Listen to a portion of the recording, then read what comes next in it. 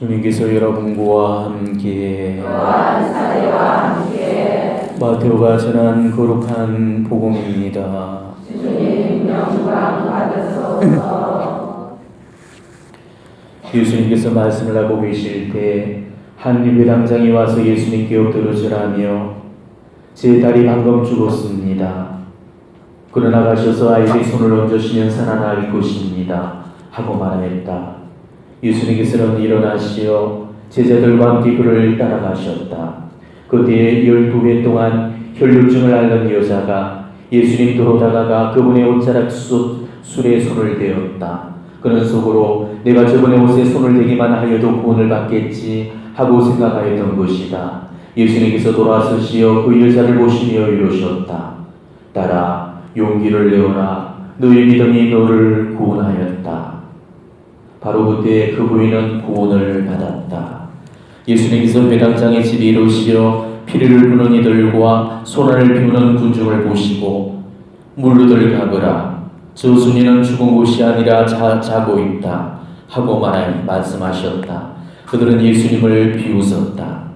군중이 쫓겨난 뒤에 예수님께서 안으로 들어가시어 소녀의 손을 잡으셨다. 그러자 소녀가 일어났다. 그 소문이 그 지방에 두루 퍼졌다. 주님의 말씀입니다. 그리스도님 찬미합니다.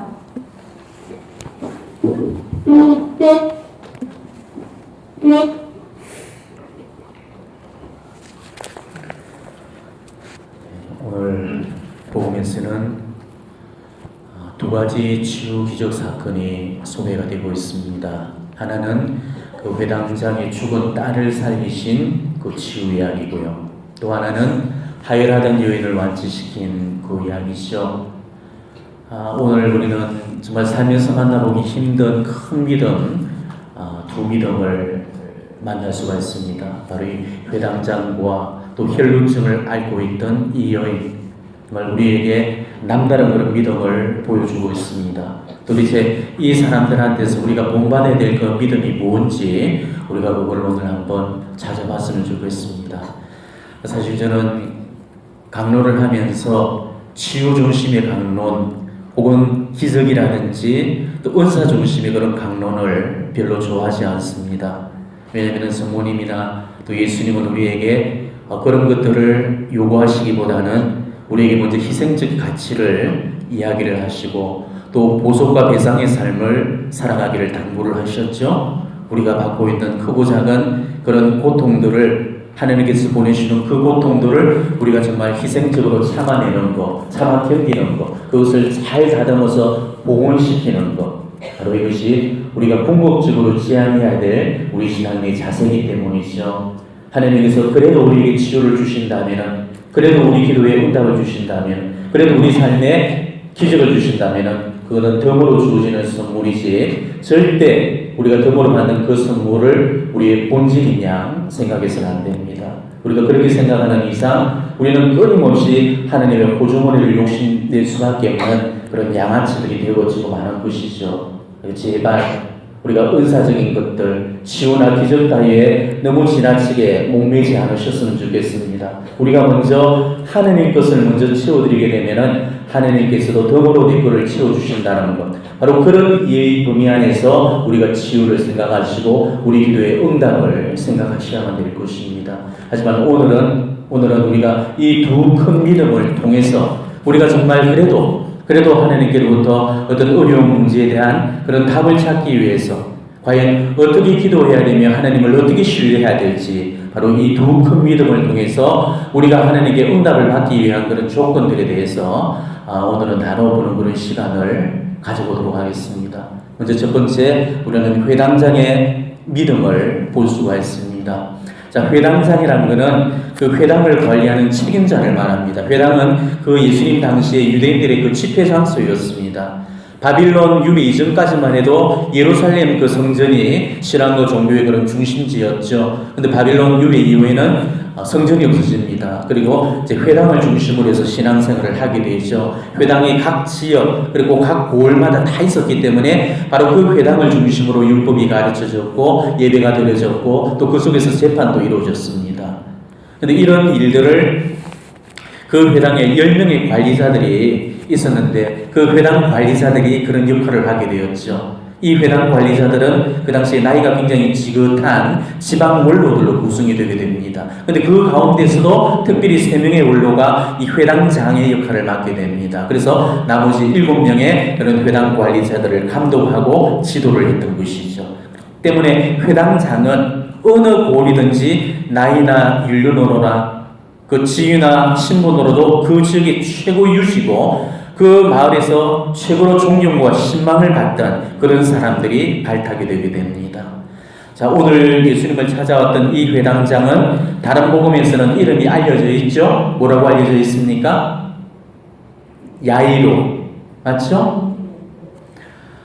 아마 우리가 모르긴 하지만 이 회당장 야이로는 이 가파로나움 최고의 랍비였을 겁니다. 그리고 신앙과 연륜이 깊은 그런 어른으로서 그 마을에서 큰 존경을 받고 있었던 그런 인물로 우리가 추측을 해볼 수 있습니다. 근데 오늘 그런 그가 예수님을 찾아와서 예수님 앞에 꿇어엎드려서 절을 하면서 나를 살려달라고 간청하는 그런 대목을 우리가 만날 수가 있죠. 이거는 정말 정체 납득이 가지 않는 그런 대목이 아닐 수 없습니다. 회당장이 누구 앞에 무릎을 꿇고 절을 한다는 그런 그 당시로서는 굉장히 충격적인 그런 모습이 아닐 수가 없었죠. 그것도 예수님은 그 당시에 고작 30대 초반의 젊은이에 불과했습니다.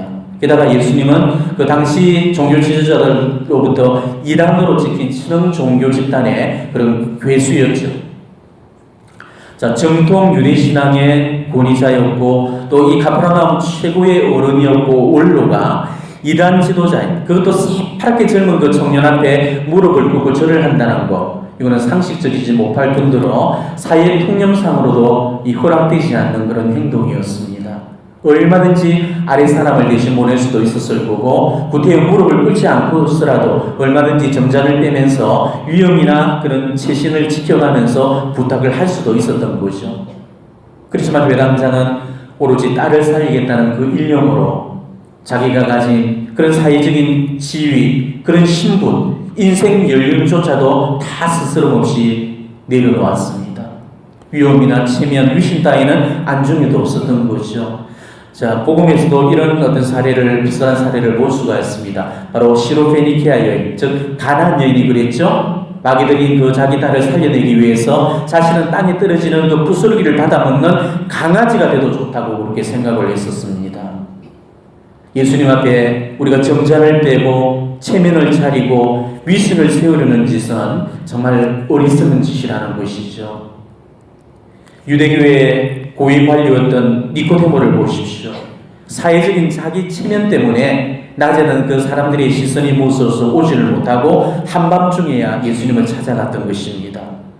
니고데모처럼 이 자기 체면을 중시하는 그런 사람은 예수님 앞에 엎드리지를 못합니다. 우리가 정말 예수님을 만나려면 우리도 이 회당장 야이로처럼 자신의 모든 신분과 지위와 체면을 온전히 다 벗어던지고 예수님 앞에 무릎 꿇고 엎드려야 되는 것입니다. 회당장이 오늘 예수님 앞에 나왔던 그 자세는 우리가 기도할 때 우리 자세가 되어야 된다는 것이죠. 우리가 기도할 때 보면은 예수님 앞에 앉아서 기도하는 사람은 많지만은 무릎 꿇어 기도하는 그런 사람은 흔치가 않습니다. 자, 우리는 파티마 발행을 다들 기억하고 있습니다. 이 파티마의 목동들 앞에 어느 한날 천사가 나타나서 기도를 가르쳐 주게 되죠. 그런데 기도를 가르칠 때마다 천사가 어떤 모습으로 기도했나를 보십시오. 천사는 기도하는 내도록 꿇어 엎드렸고 머리가 땅에 닿아 있었습니다. 그리고 그 자세로 오래도록 기도를 했죠. 그리고 아이들도 바로 그 자세를 따라하도록 이끌어 주었습니다. 그리고 그 이후로 아이들은 기도하는 자세가 완전히 달라지게 됩니다. 늘 땅에 머리를 대고 엎드려 기도하면서 몇 시간씩 그 자세로 기도를 하곤 했죠. 그리고 기도하는 자세만 달라진 게 아니었죠. 기도하는 자세가 바뀐 이후로 아이들은 더 자주, 이제 더 많이 기도할 수가 있었던 것입니다. 그들이 기도를 많이 할 수 있었던 것, 그들이 기도를 더 자주 할 수 있었던 그 근원적인 배경은 그들의 기도의 자세가 틀려졌기 때문이었죠. 파티마의 프란치스코는 세 명의 목동들 중에서 제일 기도가 부족했던 아이였습니다. 그래서 발현 첫날에 이 루치아가 성모님께 우리 모두 천국에 갈 수 있냐고 여쭈었을 때 성모님은 루치아하고 히아친타네는 천국에 바로 가게 되겠지만 프란치스코는 기도를 더 많이 해야 된다고 그렇게 말씀을 하시죠. 그리고 그날 이후로 프란치스코는 완전히 그 삶이 달라지게 됩니다. 얼마나 성체 앞에 무릎을 꿇고 이 성체에 대한 사랑과 공경을 드렸는지 몰라요. 자신의 죽음의 시간이 다가온 줄 안 이후로부터는 학교에도 가지를 않습니다. 오로지 성체 앞에 머물러 기도하면서 온전히 성체조배에 그런 사람이 되어 있었습니다. 때문에 사람들은 프란치스코를 만나기 위해서는 다른 데가 아닌 바로 성당, 성전 안으로 달려와야만 했습니다. 프란치스코는 늘 감실 앞에 무릎을 꿇었고 몇 시간씩 엎드려서 기도를 하곤 했습니다. 그리고 점점 더 깊이 하나님과의 합일에 도달을 하게 되었던 것이죠. 물론 비약적인 결론이 될는지는 모르겠습니다만은 어쨌든 기도하는 그 한 가지의 자세가 결국 프란치스코를 성인으로 만들어줬던 것입니다. 우리는 뭐 기도 자세가 뭐 그렇게 중요하냐 이렇게 생각하는지 모르겠지만은 아닙니다. 이건 대단히 중요합니다. 어느 종교에도 엎드려 기도하지 않는 그런 종교가 어디 있습니까? 불교는 부채 앞에 엎드려서 기도하죠. 무슬림들은 메카를 향해서 하루에도 5번씩 엎드려서 기도를 합니다. 힌두교도에도 그 사원대에 엎드려서 기도를 하죠. 지금 우리 가톨릭만이 이 기도하는 우리 교회의 전통 자세를 잃어버렸습니다. 기도하는 자세를 잃어버렸기 때문에 결국은 기도하는 법을 잃어버리게 됐고 기도가 우리 삶에서 멀어져 갈 수밖에 없었던 거죠. 우리가 정말 예수님 앞에서 기도 드릴 때 무릎을 꿇어야 되는 그런 이유는 무릎이 꿇려야만 우리 영혼이 꿇리게 됩니다. 허리가 숙여져야만 우리 영혼도 숙여지게 되어 있습니다. 머리가 땅에 닿지 않고서는 우리 영혼이 절대 땅에 닿지 않습니다. 그런데 이 장괴들이 덮여나간 그 우리 오늘날의 이 교회에서 우리는 지금 하나님 앞에서 참된 겸손을 잃어버리고 말았습니다. 겸손은 마음에서부터 나오는 게 아닙니다. 겸손은 자세에서부터 나오는 거죠. 무릎이 꿇려야만 거기에서부터 참된 겸손이 흘러나오게 되어 있는 거죠. 무릎을 꿇고 허리를 숙이고 머리를 땅에 대고 손을 모으는 이 행위는 바로 종이 주인 앞에 주권을 인정하고 순복하는 그런 행위입니다. 피조물이 창조주 앞에서 가질 수 있는 제일 낮은 자세, 가장 겸손한 모습이 바로 이 자세죠. 결국 이런 모습이 주님의 자비와 책임지심을 불러오도록 되어 있습니다. 주님은 그 자기 앞에 엎드린 종의 모습을 보시고 자비를 베푸시고 당시 그 애청을 들어주시게 되어 있습니다. 자, 그런데도 지금 우리는 기도할 때 어떻게 기도하죠? 의자에 편안히 기대고 앉아서 진짜 내가 부탁을 드리고 있는 종인지 부탁을 들어주는 그런 주인인지 모를 만큼 뻣뻣한 자세로 우리는 기도를 드리고 있습니다. 그런 기도의 모습에는 절대 겸손이 드러나지 않죠. 자세에서 드러나지 않는 그런 겸손은 마음에서 우러날 수가 없는 겁니다. 그렇기 때문에 우리가 늘 감실 앞에 앉았다 하면은 졸고 떠들고 분신과 잡념에 휩싸이는 겁니다. 성전 안에서 정말 잡담이 오가고 무리한 행동을 보이는 것도 바로 그래서 그러는 거죠. 정말 무리하기가 이를 데 없을 만큼 지금 이 성태 대전 앞에서 무리가 판을 치고 있습니다. 오늘 예수님이 이 야이로의 청을 들어주신 데는 두 가지 이유 때문이었죠. 그 첫째가 바로 예수님 앞에 무릎을 꿇었기 때문입니다. 때문에 회당상 야이로는 축복을 받기 위한 첫 번째 조건을 갖추고 있었던 것이죠. 자, 우리가 복음에서도 보면은 수많은 사람들이 예수님 본이 앞에 무릎을 꿇고 절을 했습니다. 동방 박사들도 아기 예수님을 조배드리면서 엎드려 경배했다고 그랬죠. 나병 환자도 예수님께 나와서 엎드려 절하며 애원했다고 그럽니다. 오늘 이 가나안 여인도 예수님 앞에 엎드려서 절하며 애원했습니다. 무리를 걸어오시는 그 예수님의 권능 앞에서 배 안에 있던 그 제자들도 엎드려 절을 하면서 스승님은 참으로 하나님의 아들이십니다 하고 경배를 드렸습니다. 그뿐이 아니었죠. 심지어는 그 게라사 지방에 마게도니 그 사람조차도 멀리서 그 예수님을 보고 달려와서 예수님 앞에 엎드려 절하면서 지극히 높으신 하나님의 아들이라고 고백을 하면서 경화를 드리게 됩니다.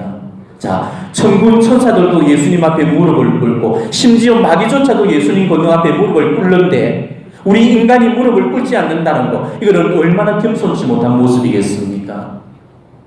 무릎을 꿇는 행위는 겸손치 않으면 절대로 나올 수 없는 그런 행동입니다. 하나님은 당신의 어미하심과 거룩하심 앞에 무릎을 꿇는 그 영혼을 사랑하십니다. 사랑하시기 때문에 그 영혼의 기도를 반드시 들어주시는 거죠.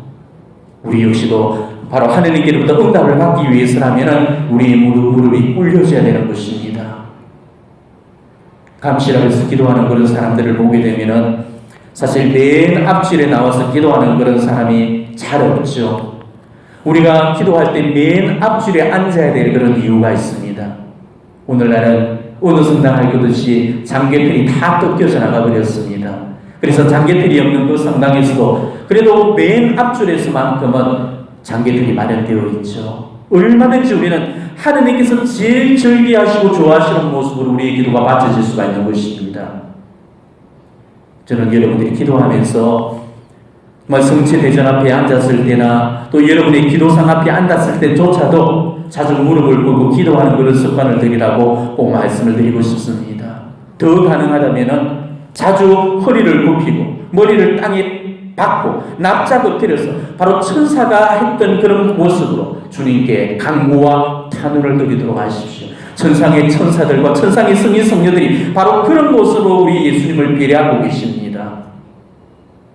저는 지금 밤주비를 하면서 자주금 제대 앞에 완전히 엎드려서 기도하는 때가 많습니다. 여러분 아마 사제들 서품식 때 많이 보셨을 겁니다. 사제 후보자들이 그 서품식에서 완전히 납작하게 엎드려서 부복하는 모습, 하느님 대전 앞에서 가장 낮고 겸손한 자세로 우리가 설 수 있는 그 기도 방법이 바로 부복의 자세죠.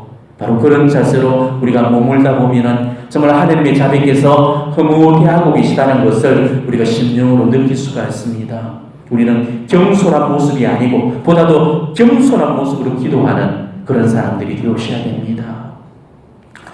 그리고 야이로가 예수님께로부터 응답을 받을 수 있었던 두 번째 이유는 예수님의 능력이 전지전능하시다는 것을 믿고 절대적으로 예수님을 믿고 신뢰했다는 사실이죠. 자, 오늘 예수님께 야이로가 드렸던 그 말씀을 주목하십시오. 제 딸이 방금 죽었습니다. 그러나 가셔서 아이에게 손을 얹어주시면 살아날 것입니다. 자, 야이로는 딸이 죽어가는 상태에서 예수님께로 달려오지 않았습니다. 딸이 막 죽은 상태에서 이미 숨이 떨어진 걸 보고 그러고 예수님께 달려왔다는 것입니다. 이게 보통의 믿음 같겠습니까? 자, 이럴 때 우리라면 지금 어디로 달려갔겠습니까? 아마 장의사한테로 달려갔을 거고 사방진사수를 떼려고 병원으로 달려갔을 겁니다. 우리라면은 이 딸의 죽음을 기정사실로 받아들이면서 사후 처리만 골고를 했을 겁니다. 그렇지만은 이 야이로는 오늘 예수님을 향해 달렸던 것입니다. 더 이상 손쓸 수 없는 그런 회생불능의 상태였음에도 불구하고 예수님이 그 아이의 손에 몸에다 손을 얹어주시면 살아날 거라고 믿었던 거죠. 죽은 사람도 살리는 그 능력이 예수님께 있다는 것을 절대적으로 확신하고 믿었던 것입니다. 이 야이로의 믿음이 대단했던 이유도 바로 이거죠.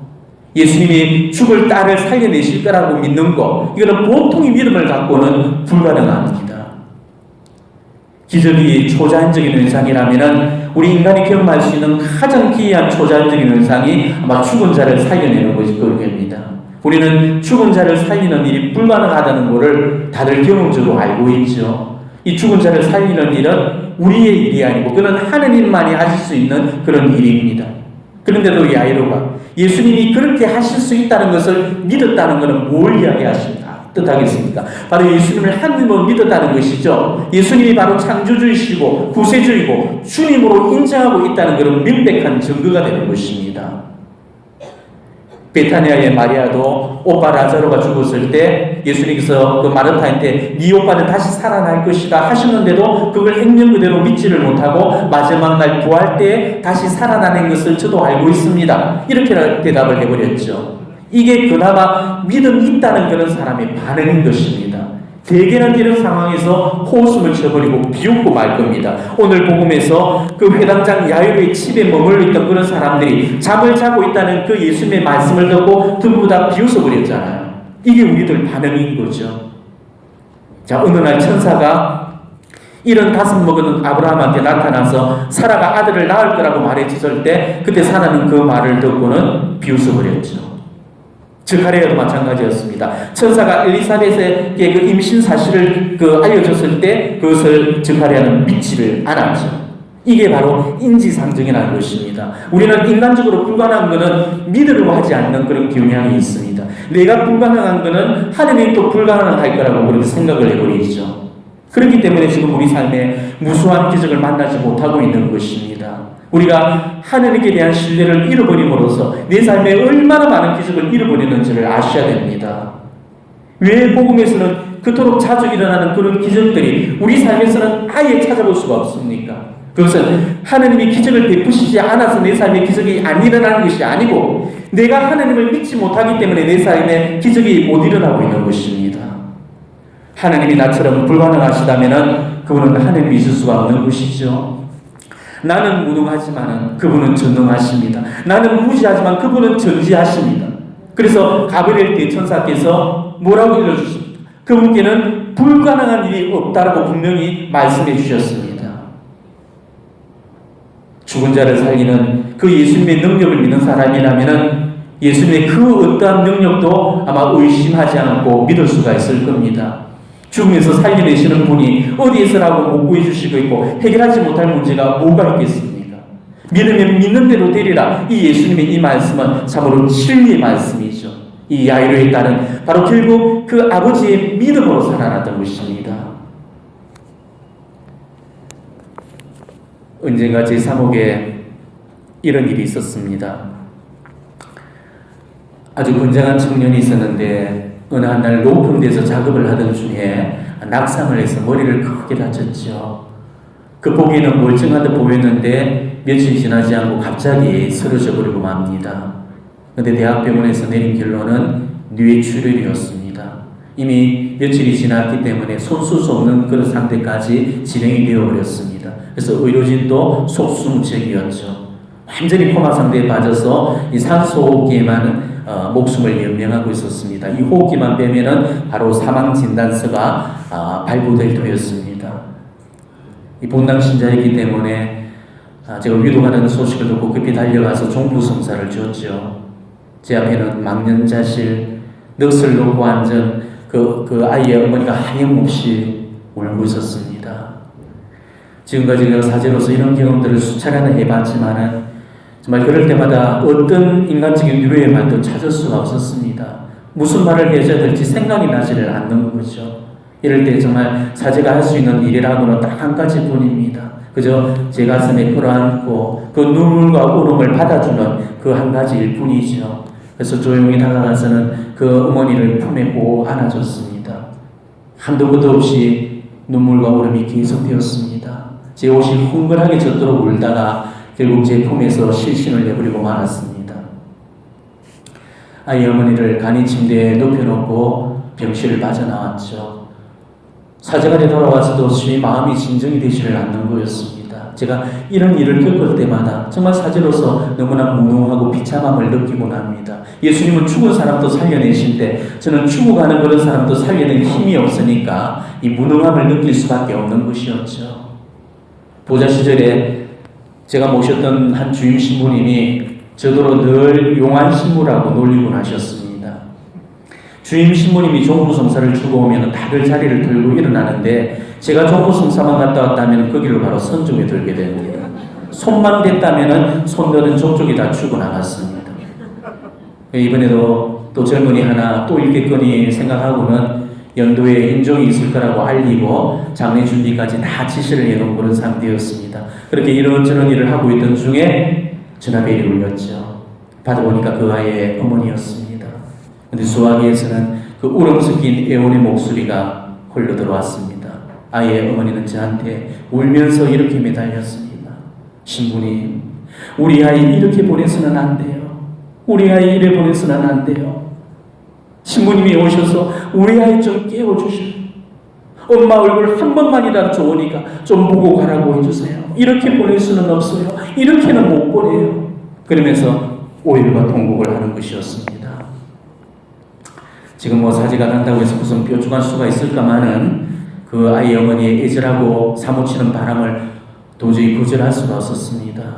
죽은 사람 소원도 들어준다는데 산 사람 소원 하나 못 들어줄까 싶어서 이내 옷을 챙겨 입고 서둘러 병원을 향해 달려갔죠. 안수를 해주고 또 마지막 임종용을 드리면서 또 성인들과 천사들의 그런 도움을 간구했습니다. 그리고 성모님께 목주기도를 바치면서 성모님의 보호와 자비에 그 아이를 의탁을 했습니다. 그리고 그 아이의 엄마가 그토록 간절하게 여기던 그 소원을 제 지향으로 성모님께 말씀드렸죠. 아이가 엄마 품을 떠나기 전에 그 아이의 엄마의 저 소원을 꼭 좀 들어주실 수 있도록 저는 그 지향을 갖고 계속적으로 그 밤을 새워서 기도를 드리고 있었습니다. 근데 얼마쯤 후에 정말로 믿기지 않는 그런 일이 벌어졌습니다. 아이가 갑자기 눈을 번쩍하고 뜬 겁니다. 그러다가는 한참을 엄마를 바라보았습니다. 그러더니 스르르 다시 눈을 감는 거였죠. 그러자 비로소 이제 심장이 멎었다는 기계음 소리가 삑 하고 들려왔습니다. 그 아이의 어머니는 눈을 떠서 자신을 바라보는 그 아이를 보면서 기쁨의 그런 눈물을 흘리면서 달려들었지만은 아이는 곧 눈을 감고 연민에 들고 말았던 것입니다. 그 어머니는 잠시 기뻤다가 다시 슬픔의 수렁 속에 빠져서 까무러졌습니다. 나중에 의료진에게 그 사실을 알렸지만은 가당치 않다면서 호소를 지면서 아무도 믿어주지를 않았습니다. 한순간에 우리가 거짓말쟁이가 되고 말았죠. 그렇지만은 이 사실을 저는 제 두 눈으로 똑똑히 볼 수 있었습니다. 정말 부정할 수 없는 진실이었습니다. 장례를 치르고서 그 한참의 시간이 지나고 나서 아이의 엄마가 저한테 그랬습니다. 신부님, 하느님이 제 마지막 기도를 들어주셨어요.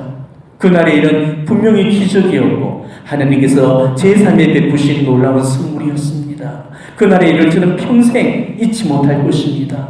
그 아이의 마지막 눈망울이 제가 앞으로 살아갈 힘이 되어줄 것입니다. 신부님 기도해 주셔서 감사합니다. 이렇게 눈물을 흘리며 고백했습니다. 정말로 말도 되지 않는 일이 기적처럼 제 사목 안에도 일어났습니다. 아이한테도 그 아이의 엄마한테도 그리고 이 사제한테도 그것은 하느님께서 주시는 너무나 놀라운 선물이 되었습니다. 하느님은 우리 소원을 들어주셨습니다. 한 번만, 정말 한 번만 엄마 얼굴 보고 가라는 그 우리의 간절한 청을 들어주셨던 거죠. 아이한테는 엄마와는 마지막 작별을 하라는 그런 선물을 주셨고 그리고 그 아이의 엄마한테는 남은 세월을 살아갈 그런 힘이 될 그런 선물을 주신 거고 이 사제한테는 정말 무능한 힘에 이 하느님의 능력을 실어주시는 또 놀라운 하느님의 선물이 되어줬던 것입니다. 있을 수 없는 일이 우리 현실 안에 이루어진다면 그건 분명히 기적이죠. 꼭 그 아이가 일어나고 회복해야만 기적이 아닙니다. 하느님은 어떠한 형식으로든 간에 우리의 소원을 들으셨고 우리의 기도를 주셨고 우리 삶에 너무나 크고 놀라운 그런 기적을 베풀어 주셨던 것입니다. 기적이라는 것은 절대 하느님만이 쓰시는 힘이 아니라는 것이죠. 그날의 사건 역시도 하느님의 은총만이 만들어준 그런 기적이 아니었습니다. 그렇다고 제 기도만이 만들어낸 기적도 아니었습니다. 그 자매의 믿음만이 만들어낸 기적도 아니었습니다. 이거는 바로 하느님의 은총과 우리의 기도와 우리의 그 믿음이 만들어낸 합작품이었던 것이죠. 그러니까 기도와 믿음이 먼저 가야만이 기적이 오게 됩니다. 이게 신앙의 공식이고 이게 응답의 원리라는 거죠. 지금 우리 앞에도 여러 가지 어려운 문제들이 놓여 있을 겁니다. 내 힘으로는 도저히 어쩌지도 못하는 그런 일들이 우리 삶에 분명히 존재하고 있습니다. 세상적인 방법들을 써가면서 자신이 할 수 있는 그런 노력들을 다 해보지만 인간의 힘과 노력으로는 안 되는 한계들이 우리 삶에 분명히 존재하고 있거든요. 오늘 하혈병을 앓던 그러면서 고생을 하던 그 여인도 분명히 그랬죠. 자기가 할 수 있는 그런 방법들을 다 써봤습니다. 똑같은 복음을 전하고 있는 그 마르코 복음에는 이 여인에 관한 상세한 정보가 나오고 있습니다. 이렇게 되어 있습니다. 그 여자는 숱한 고생을 하며 많은 의사의 손에 가진 것을 모두 쏟아부었지만 아무 효험 없이 상태만 더 나빠졌다. 이렇게 되어 있습니다. 자, 이 여인은 무려 12년간을 자기 그 하혈병을 고치기 위해서 백방의 노력을 다 기울이고 자기 재산까지 다 탕진을 해버리고 말았던 것입니다. 물론 오늘날에야 이 혈루병, 이 하혈병은 정말 병으로도 치지 않은 가벼운 부인병이지만은 그 당시의 의술로는 거의 불치병이나 다름이 없었습니다. 그리고 하혈은 이나 진금이나 남들을 보기에 민망하고 부끄러운 그런 병이죠. 게다가 이 레위기의 정결례 규정을 보게 되면은 하혈은 부정을 타는 그런 음중한 행위로 간주가 되었습니다. 레위기 15장에 보면은 여인들 생리에 대한 그런 상세한 언급들이 나오고 있습니다. 생리가 있는 동안에는 성전 출입도 금지가 됐습니다. 생리하는 여인과 접촉만 해도 부정을 타게 되고, 심지어는 생리하는 여인이 만졌던 물건들, 앉았던 자리에 역시 부정을 타게 되었습니다. 이거는 정말 다 읽어드리기 너무 민망스러워서 생명을 하겠습니다. 여러분이 개인적으로 한번 읽어보시기 바랍니다. 그만큼 이 하혈에 대한 그런 규정들이 엄격하게 이렇게 되어 있습니다. 근데 이 여인은 정말 한 달에 며칠간 있어야 될 그런 생리 현상이 한 달 내도록 그러지 않고 있었던 것입니다. 그것도 12년째 끊이지 않고 계속되었던 것이죠. 예전에 저도 그런 자매를 보았습니다. 그 자매도 그 하혈에 시달려서 그야말로 얼굴은 창백하고 살은 다 빠지고 어지러워서 나가지를 못하는 겁니다. 너무 가여워서 제가 만났다면 자주 안수기도를 해준 적이 있었는데 지금은 어떻게 사시는지를 모르겠습니다. 이 하혈을 앓던 이 복음숙이 부인 역시도 아마 말할 수 없는 그런 고통을 겪어야만 했을 겁니다. 하지만 하혈보다도 훨씬 더 큰 고통이 있었죠. 하혈로 인해서 연중 내도록 부정한 몸이 되었기 때문에 이 여인과 접촉하는 것 자체가 부정을 타는 짓이었습니다. 따라서 그 여인은 막 결혼을 하지 못했거나 결혼을 하더라도 소박을 맞았을 가능성이 큽니다. 이런 사회 종교적인 그런 통념들 때문에 이 여인이 예수님 앞으로 나오기까지는 대단한 믿음과 용기가 필요했던 것이죠. 조심하지 않고 만약에 이 공개적으로 나다녀서 하혈로 인해서 그 사람들을 부정하게 만들었던 걸 사람들이 알았다면 돌팔매를 맞을 수밖에 없는 그런 상황이었던 것이죠. 그리고 무엇보다도 그 여인이 두려워했던 것은 예수님이 자신을 부정한 여인이라고 나무랄지 모른다는 그런 생각이었습니다. 그래서 자신의 부끄러움을 감춘 채로 예수님 앞에 당당히 나서지를 못했고 예수님 뒤에서 몰래 그분의 겉옷을 이렇게 만졌던 것입니다. 예수님이 손으로 직접 치유주지 않더라도 그분 옷만 만져도 나을 거라고 그렇게 믿었던 것이죠. 우리가 정말 이 여인을 통해서 알아야 될 그런 사실은요, 예수님은 아무리 죄가 많은 죄인들도 만나주신다는 것입니다. 아무리 부정을 탄 사람도 예수님의 사랑은 그 사람을 절대 비교하지 않는다는 것입니다. 그러니까 그 여인은 예수님에 관해서 심각한 착각을 하고 있었던 것이죠. 예수님이 내가 주인이기 때문에, 그래서 오히려 예수님이 더 필요한 것입니다. 죄를 지었기 때문에, 죄인이기 때문에 예수님이 예수님이 당신의 자비를 거절하리라고 절대 생각해서는 안 됩니다. 내가 예수님을 버리지 않는 이상 예수님이 나를 버리시는 일은 절대 없습니다. 내가 예수님을 포기하지 않는 이상 예수님이 나를 포기하시는 일은 결코 없을 것입니다. 이게 바로 하나님의 자비거든요. 아무리 우리가 큰 죄를 아무리 많이 지었다 손 치더라도 절대 예수님의 자비를 의심하지 마시고 그 순간에 더욱더 가까이 우리 예수님의 옷자락을 붙들 수 있는 그런 여러분들이 되셨으면 좋겠습니다. 그리고 또 한 가지, 정말 그 여인한테서 발견되는 큰 믿음은, 그 여인은 예수님이 행하셨던 그 치유 기적을 단 한 번도 자기 눈으로 이 목격을 하지 않았다는 것이죠. 자, 마르코 복음에는 이 사실을 이렇게 기록을 해두고 있습니다.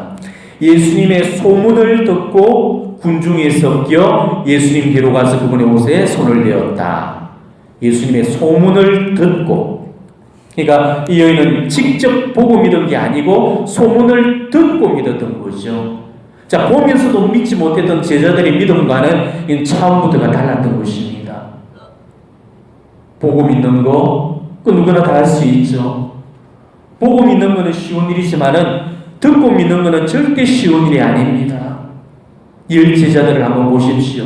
부활하신 예수님을 다락방에서 본 후에야 그때 비로소 믿게 되었죠. 그 전까지는 듣고도 믿지를 못했습니다. 여인네들이 부활의 사실을 알려줬음에도 불구하고 듣고도 믿으려 하지는 않았죠. 토마 사도도 역시 그랬습니다. 제자들로부터 예수님 부활을 듣고도 믿지를 못했습니다.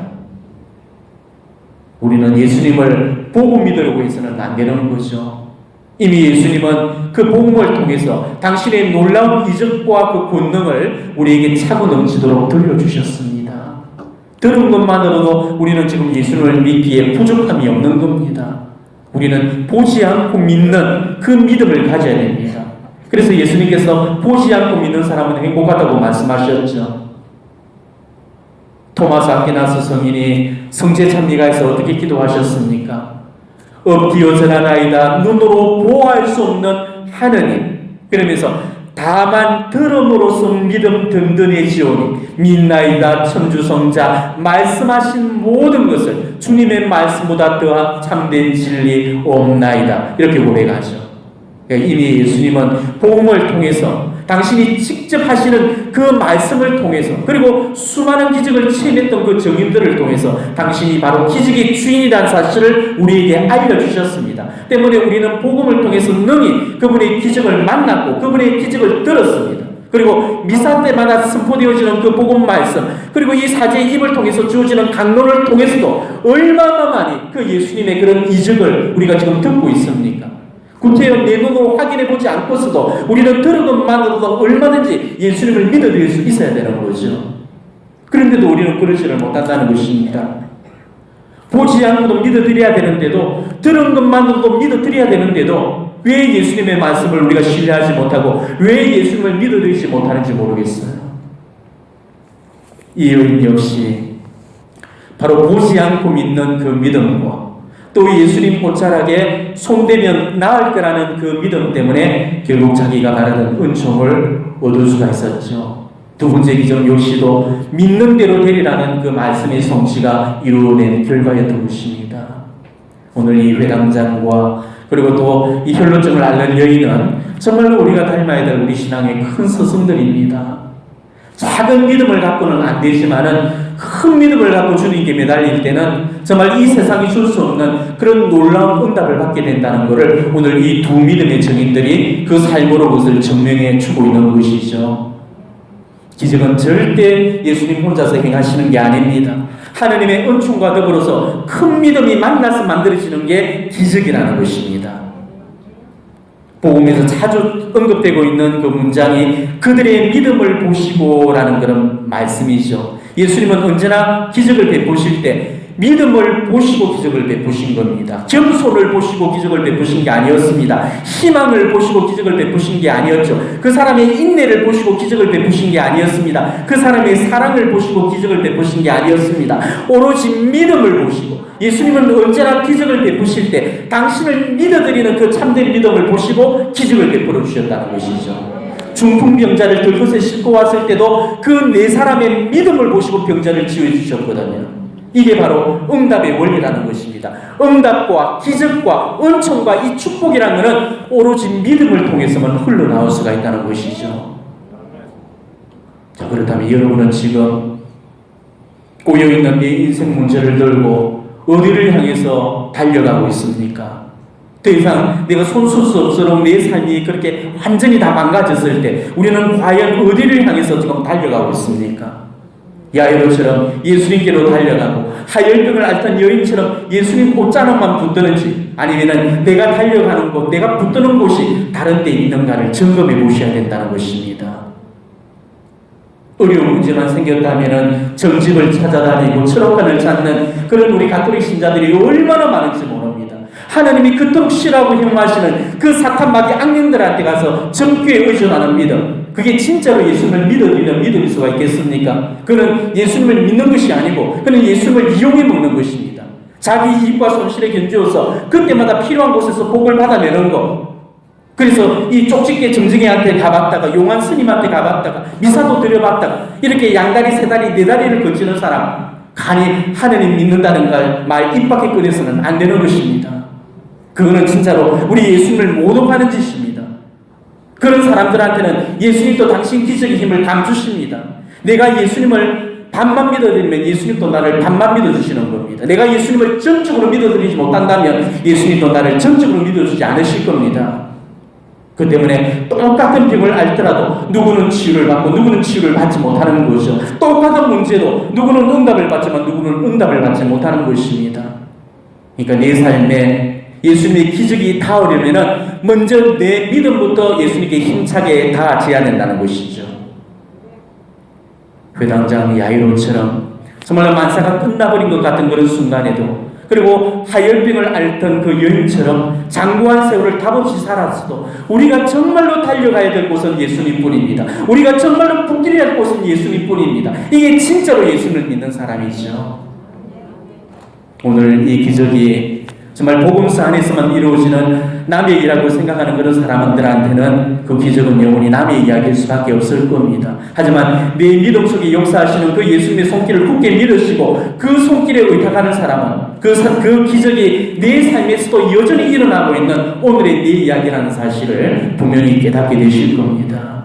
우리에게도 지금 여러 가지 꼬여있는 인생 문제들이 있습니다. 끝없이 짓누르고 괴롭히는 그 고통 때문에 답이 없고 길이 없고 죽을 것같이 답답하고 힘들고 괴롭고 정말 숨이 안 쉬어질 만큼 그렇게 막막하실 겁니다. 이럴 때일수록 예수님께 더욱더 매달리고 우리가 의지해야 되는데도 오히려 기도는 뒷전이고 이 세상적인 그런 답을 찾게 된다면 우리는 우리가 찾는 그런 답을 절대 찾을 수가 없을 겁니다. 우리가 찾는 답에는 절대 정답이 없습니다. 세상은 절대 내 인생의 답을 주지 못하죠. 우리가 찾는 답은 절대 세상에 없습니다. 그 답은 오로지 예수님만이 지고 계십니다. 우리는 예수님의 옷자락에 손을 대는 그런 심정으로 감실 앞에서 예수님의 현존 앞에 찾고 그분을 만지시고 그분을 터치해야 됩니다. 그래야 우리가 찾는 그런 답을 찾을 수가 있는 거죠. 그런데도 우리는 그런 순간에는 평소에는 그렇게 잘 믿었던 그런 믿음들이 실종이 됩니다. 늘 해오던 기도까지 다 손 놓아버리게 되죠. 이게 우리 기도가 실패하는 이유입니다. 그는 하나님이 안 주시는 것이 아니고 내가 지금 못 받고 있는 것이죠. 예수님을 살아계신 하나님을 만날 수 있다면 우리의 복잡한 문제들도 의외로 간단하게 그렇게 해결을 하게 될 겁니다. 예수님만이 네 인생 문제를 책임져 주시고 해결해 주실 수 있으신 분이십니다. 예수님과의 그 접촉이 그 혈루증 여인에게 정말 치유와 회복을 주었듯이 이 예수님의 만남과 이 접촉은 우리에게도 분명히 이 치유와 회복의 그런 기회를 제공해 주실 겁니다. 예수님과의 접촉은 모든 문제의 해결 방안입니다. 오늘 예수님께서 여인에게 주셨던 그 말씀을 정말 귀담아 새겨놓으시기를 바랍니다. 따라 용기를 내어라. 너의 믿음이 너를 구원하였다.